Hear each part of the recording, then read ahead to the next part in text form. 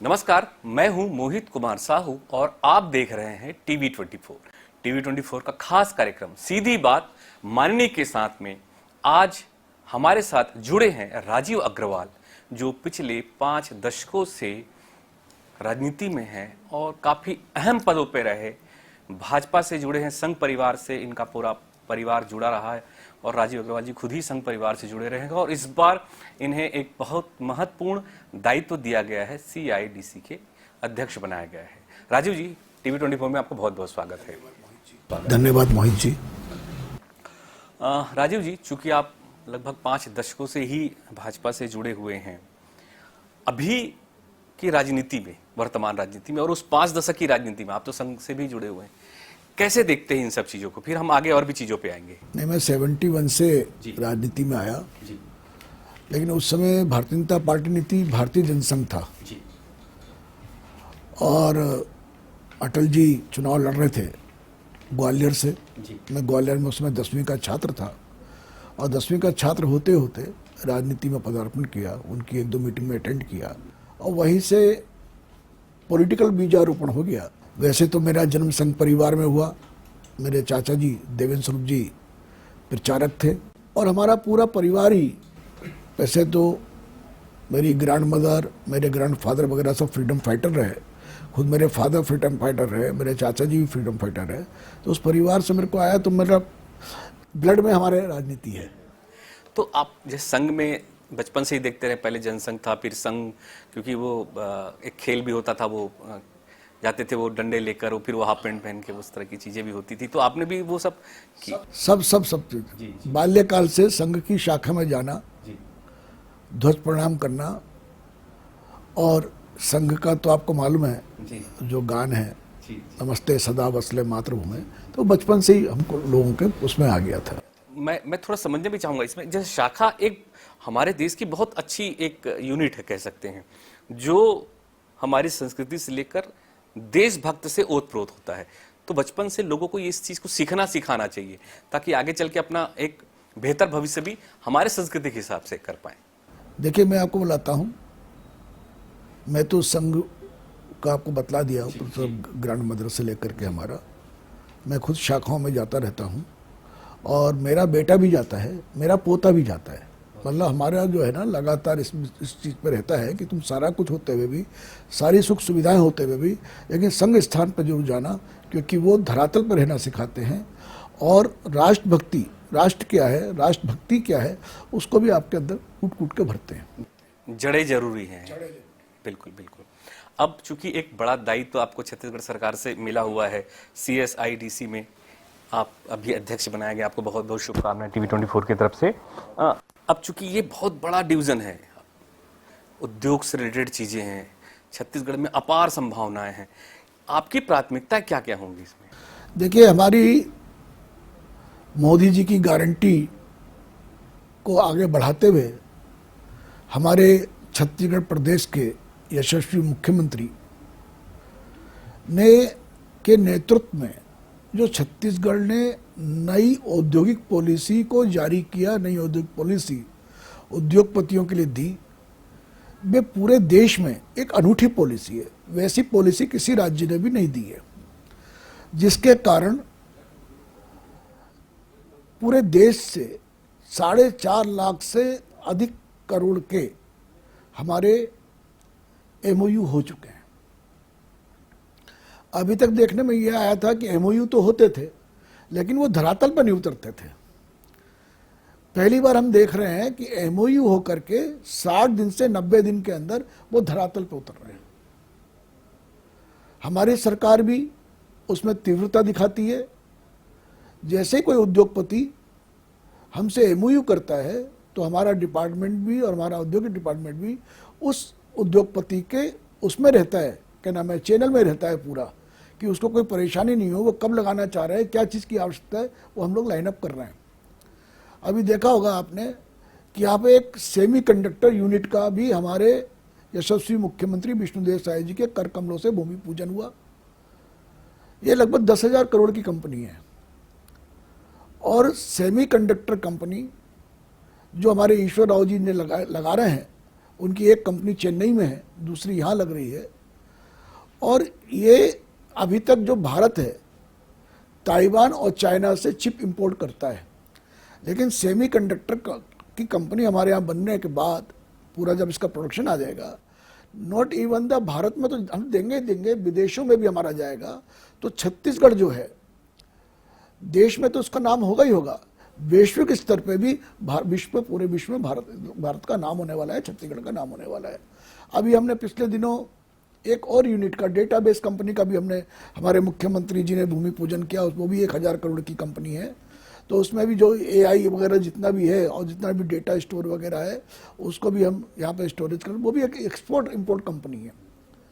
मेरा इसमें कहने का मतलब ये है कि ये पहली बार हो रहा है कि छत्तीसगढ़ के अंदर टेक्निकल कंपनियाँ है ना, जिसके अंदर हमारे जो IIT से जो हमारे बच्चे निकल रहे हैं उनको अब छत्तीसगढ़ से बाहर नहीं जाना पड़ेगा, उनको यहीं जॉब मिल जाएगा। IIM से जो बच्चे निकल रहे हैं उनको यहीं जॉब मिल जाएगा, उनको बाहर नहीं जाना पड़ेगा। और ये जो कंपनियां हैं सफ़ेद कॉलर वाली कंपनी है ना, इसमें प्रदूषण नहीं होता कुछ भी, है ना, तो बहुत अच्छी कंपनी है और ये हमारे छत्तीसगढ़ का नाम आगे बढ़ाएंगी। इसी प्रकार हमने इलेक्ट्रॉनिक के लिए अलग से पार्क बना रहे हैं, हम फर्नीचर के लिए पार्क बना रहे हैं, हम टेक्सटाइल के लिए पार्क बना रहे हैं। टेक्सटाइल के लिए भी अभी छत्तीसगढ़ के अंदर बहुत बड़ी वो है, क्या कहना चाहिए, संभावना है। बांग्लादेश खत्म हो चुका है, वहाँ पे जो एक कपड़े का जो बड़ा था खत्म, तो हमारे यहाँ टेक्सटाइल के लिए बड़ी संभावना है। हम टेक्सटाइल कंपनीज को हमने तो बहुत सुविधाएं दे भी रही हैं, फिर भी अगर कोई बड़ी कंपनी आती है उसको कुछ एक्स्ट्रा सुविधाएं चाहती हैं, वो हमारे साथ बैठे, हम उसमें भी कोशिश करेंगे कि उसको प्रयास और देने की जो भी हमारे उसमें आता है कोशिश करेंगे कि हम उसको वो दें ताकि वो यहाँ पे यूनिट लगाए। हमारी जो जैसे जैसे यूनिट लगेगी दो चीज़ें होंगी, छत्तीसगढ़ का राजस्व भी बढ़ेगा और लोगों को रोजगार भी मिलेगा। राजीव जी, मैं थोड़ा सा इसमें आपसे ये भी समझना चाहूँगा, आपने बहुत अच्छी बात कही, लेकिन मुझे लगता है कि अगर कोई बड़े उद्योग लग रहे हैं, बड़े चीज़ें अगर हो रही हैं, तो उसके लिए एक तो आपको मैन पावर की आवश्यकता होती है, मस्ट। दूसरा, क्या हम जो उनको आवश्यकता है, जिस चीज़ की पूर्ति होनी है, हम छत्तीसगढ़ से पूर्ति कर पाएंगे या आसपास से पूर्ति कर पाएंगे? इससे क्या रोजगार की संभावना तो बढ़ेगी, स्वाभाविक है, देश में छत्तीसगढ़ का नाम भी होगा। लेकिन पिछले 20 साल में अगर हम देखें, 25 साल के आसपास तो छत्तीसगढ़ को नया राज्य बने होंगे, ऐसे लाखों, मतलब हजारों करोड़ लाखों करोड़ के MU हुए, लेकिन कभी धरातल पे नहीं मिला, आपने जैसे कहा। और ये सही बात भी है कि नहीं हुआ, राजनीतिकरण हुआ, तमाम चीजें हुई, व्यवस्था हुई, लेकिन हुआ कुछ भी नहीं। आज चलिए, आप लोग फिर से सरकार आई है भाजपा की, शायद साहब बहुत अच्छा प्रयास कर रहे हैं, दो डबल इंजन की सरकार काम करी, तो इससे मैं सिर्फ आपसे यही समझना चाहूंगा, क्या हमारे पास वो सुविधाएं उपलब्ध है जो एक बड़ी बड़ी कंपनियों को चाहिए? देखिए, आप देखेंगे 2004 से पहले का छत्तीसगढ़ की आप कल्पना कीजिए, और 2004 के बाद जब डॉक्टर रमन सिंह जी ने सत्ता संभाली, 2018 तक का आप छत्तीसगढ़ देखेंगे तो छत्तीसगढ़ का जो विकास है, चाहे वो औद्योगिकरण के रूप में हो, चाहे IIT IIM, चाहे जितने भी संस्थाएं हैं ये, चाहे उनको लाने का हो, तो ये केवल भारतीय जनता पार्टी की सरकार में होता है, क्योंकि भारतीय जनता पार्टी की नियत एक समान रहती है और उसका दृढ़ निश्चय रहता है कि किस प्रकार हम अपने राज्य का विकास करें, गरीबों का विकास करें। 5 साल हम जरूर पीछे रहे, कांग्रेस के शासनकाल आने के बाद हम लोग, छत्तीसगढ़ बहुत पीछे हुआ, लेकिन फिर विष्णुदेव जी की सरकार आने के बाद, BJP की सरकार आने के बाद फिर हमने प्रगति करना शुरू कर दिया। छत्तीसगढ़ के अंदर सभी चीज़ें हैं, हमारे यहाँ डोलोमाइट है, हमारे यहाँ लाइमस्टोन है, हमारे यहाँ आयरन ओर है, हमारे यहाँ कोल है, सबसे बड़ी बात हमारे यहाँ सस्ती बिजली है, नॉन इंटरप्टेड बिजली है, जो कि एक उद्योग को स्थापित करने के लिए बहुत आवश्यक है। हमारे यहाँ पानी है, हमारे यहाँ लेबर सस्ती है, हमारे यहाँ शांति है। एक उद्योग को स्थापित करने के लिए क्या चाहिए? कोई भी उद्योगपति पहले ये देखता है कि मैं जिस स्टेट में लगाने जा रहा हूँ, मेरा पैसा सुरक्षित है कि नहीं है, मेरे वहाँ पे शांति है कि नहीं है, पहले सबसे पहले ये देखता है। तो बेसिकली हमारा जो छत्तीसगढ़ में, कई बार बोलता भी हूँ कि कोई बाहर से बड़े से बड़ा मवाली भी आएगा ना, छत्तीसगढ़ में आकर के ठीक हो जाएगा, क्योंकि हमारी धरती ऐसी है, हमारा पानी ऐसा है कि जो इस धरती पे आता है वो शांत स्वभाव का हो जाता है। तो तो हमारा ये चीज़ है, और जिसके कारण हमारे उद्योगपति यहाँ पे आने में बहुत इंटरेस्टेड है। एमएसएमई के जो सेक्टर है उसके लिए किस तरह की योजनाएं हैं, आप किस तरह से योजनाएं लेके चल रहे हैं कि कैसे किया जाए ताकि ज़्यादा से ज़्यादा लोगों को या ज़्यादा से ज़्यादा नए नए जो उद्योग बनाना चाह रहे हैं?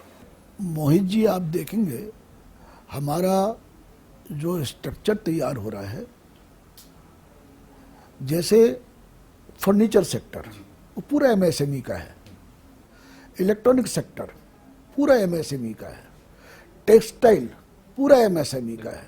तो ये जितने यूनिट्स हैं, और हम लोग फोकस कर रहे हैं, जैसे हर हमारे ज़िले में एक हमारा वो होना चाहिए, हर ब्लॉक तक हम लोग जाने का प्रयास कर रहे हैं कि वहाँ का भी जो हमारा युवक है उसको भी शहर में आने की जरूरत नहीं पड़े, उसको वहाँ पर भी काम मिल जाए।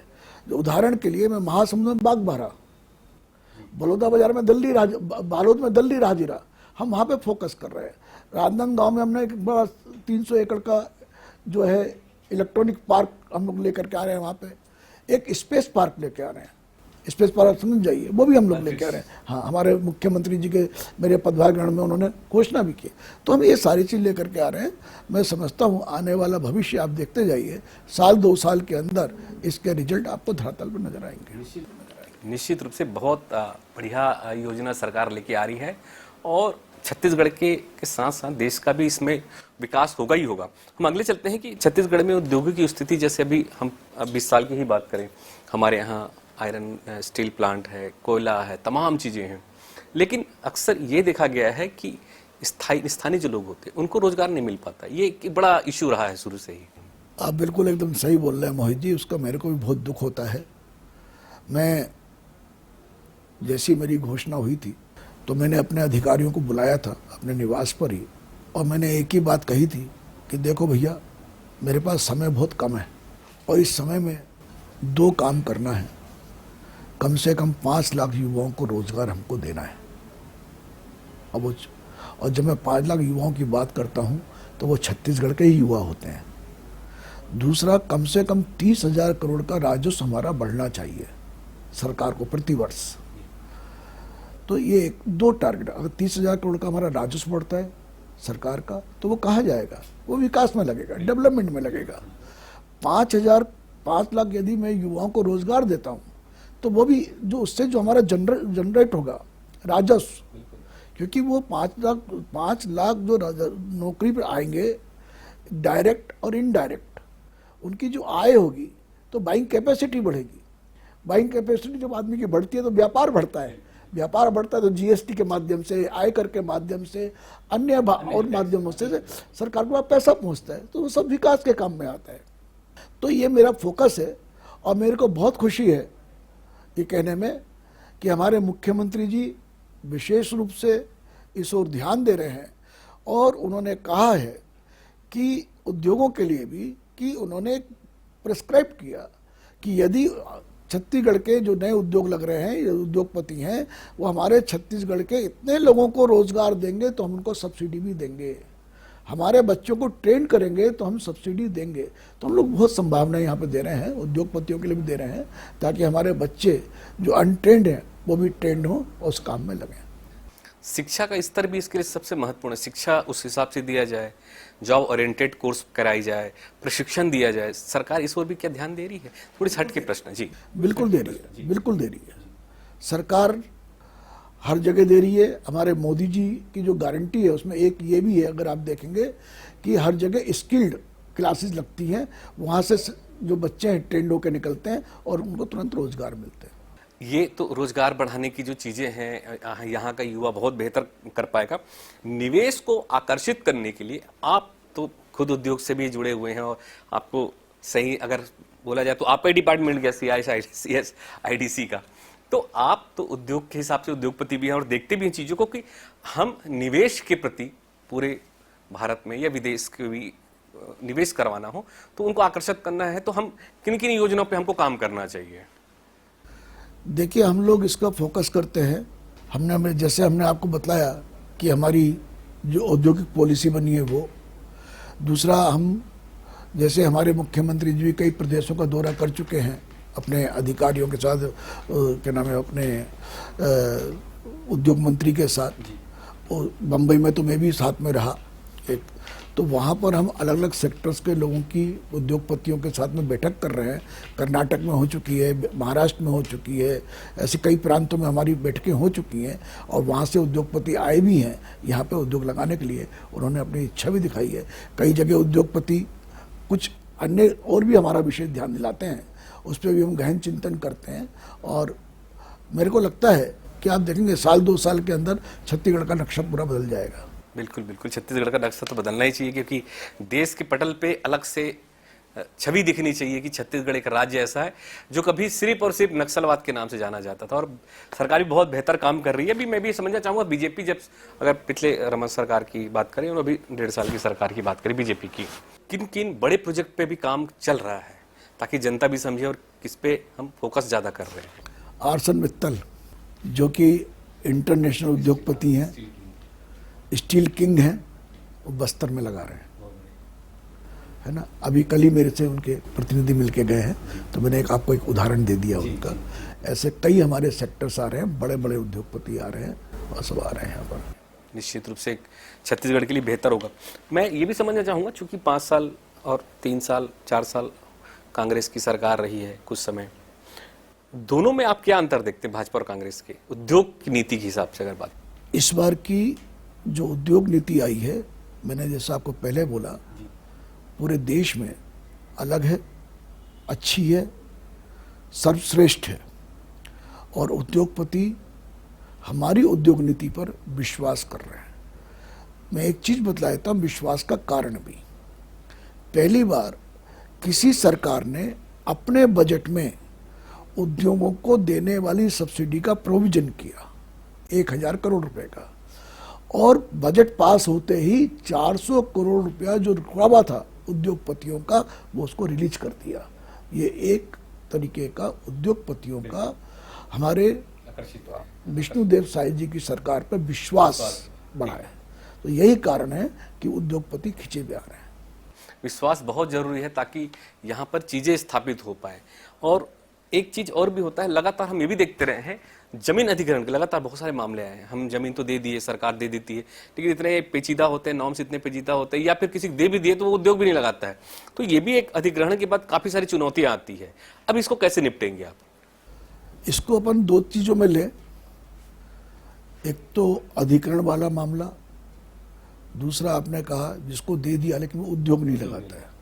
हमने लगभग 400 से अधिक उद्योगपतियों को नोटिस दिए, जिन्होंने जमीन तो ले ली, या तो उद्योग नहीं लगाए, या जिन्होंने उद्योग तो लगाए थे लेकिन किसी कारणवश बंद हो गए, लेकिन उसके बाद नहीं लगाए। तो हमने उनको कहा, समय दिया कि हम आपकी जमीन को कैंसिल कर रहे हैं, या तो आप उद्योग लगाएं तुरंत। और हमने लगभग 150 उद्योगपतियों की जमीन कैंसिल कर दी है, मैं आपको बतला रहा हूं। मेरा स्पष्ट मानना है, हमारा प्रदेश बहुत छोटा है, छोटा राज्य है हमारे पास, उसमें से 45% हमारी जो जमीन है, भूमि है, वो जंगली क्षेत्र है, वहाँ पे उद्योग वगैरह लग नहीं सकते। तो हमारे पास केवल 55% जमीन है, उसमें भी हमारी खेतीहर जमीन है। खेतीहर अलग है, रेजिडेंशियल अलग है, ग्रीन बेल्ट अलग है। तो हमारे पास बहुत कम जमीन है।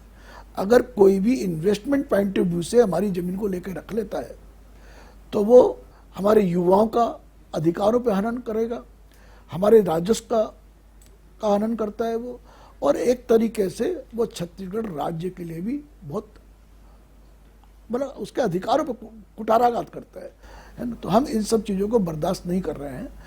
हमने स्पष्ट बोला है कि भैया या तो जमीन लगाओ, जमीन पर उद्योग लगाओ, क्योंकि हमने जो तुमको जमीन दी है वो इसलिए दी है कि हमारे युवाओं को रोजगार मिलेगा, सरकार का राजस्व बढ़ेगा, और आपके इससे लगना आपको दोनों चीज नहीं मिल रही तो जमीन देने का कोई फायदा नहीं है। बिल्कुल ठीक है। दूसरी चीज ये भी देखा है, तमाम अब तो खैर छत्तीसगढ़ में 32-33 जिले हो गए हैं, वहाँ पे भी आपके CI हाँ डिस्ट्रिक्ट ऑफिस है, सबको वहाँ पे जमीन भी देना, छोटे छोटे उद्योग भी लगना ताकि लोगों को रोजगार मिले। उनके लिए क्या व्यवस्था हो रही जिलों के हिसाब से अगर बात करें तो? नहीं, जो मैंने आपको व्यवस्था बतलाई है सब सेंट्रलाइज व्यवस्था है। जहाँ पर भी जो उद्योग लग रहे हैं जिलों की है। हाँ, वही उनको भी सब जगह एक जैसी व्यवस्था है, कहीं पर भी कोई अंतर नहीं है। अगर कोई नहीं चाह रहा है या कोई नहीं लगा रहा तो उसको तुरंत ऐसे तुरंत मैं अभी आज ही मैं देख रहा था, कि हमने 2020 से लेकर के 2023 तक जिन भी लोगों को जमीन अलॉट की है, आज मैंने उसका अध्ययन कर रहा था, और हम उनसे एक लेटर भेज करके, नॉर्मल लेटर लेकर के भेज रहे हैं उनको, और उनका स्टेटस मंगा रहे हैं। ये हमारे पास स्टेटस जब आ जाएगा विद फोटोग्राफ्स मंगा रहे हैं हम लोग कि आप अपने यूनिट का हमको फोटो के साथ में स्टेटस भेजिए, है ना। तो वो आ जाता है, तो हम उसके बाद में फिर आगे तो उसकी जांच टीम भी तो होगी, जांच बीच बीच में जांच वांच करती भी होगी। करती है जांच, लेकिन आपको मालूम है ना सरकारी काम है। लेकिन जब हम फोटोग्राफ के साथ मंगाएंगे, अभी हमने 3-4 चीजें और दी हैं जमीन अलॉटमेंट के लिए। अभी एक चीज और होगी है कि जो बोली के हिसाब देंगे, जो ज्यादा रेट देगा उसको देंगे, वो तो एक अलग है ही। अभी हमने, अगर आप बोलते हैं कि मुझको उद्योग लगाना है, मुझको जमीन चाहिए, तो हमने 4-5 चीजें और मांगी हैं। प्रोजेक्ट रिपोर्ट दो, लेआउट दो, संभावित लेआउट क्या बनेगा, 19-20 हो सकता है, वो तो दोगे, या मेमोरेंडम है या पार्टनरशिप डीड है या जो भी है। चौथा जो हम इम्पोर्टेंट चीज जो मांग रहे हैं ना, उनकी हैसियत क्या है। आपने बोला मैं 50 करोड़ की यूनिट लगाऊंगा, ठीक है, या तो आप खुद का लगाएंगे, बैंक से फाइनेंस कराएंगे, बैंक 70% फाइनेंस करेगा, तो बाकी तो आपके पास होना चाहिए ना, वो आप हमको बतला दो।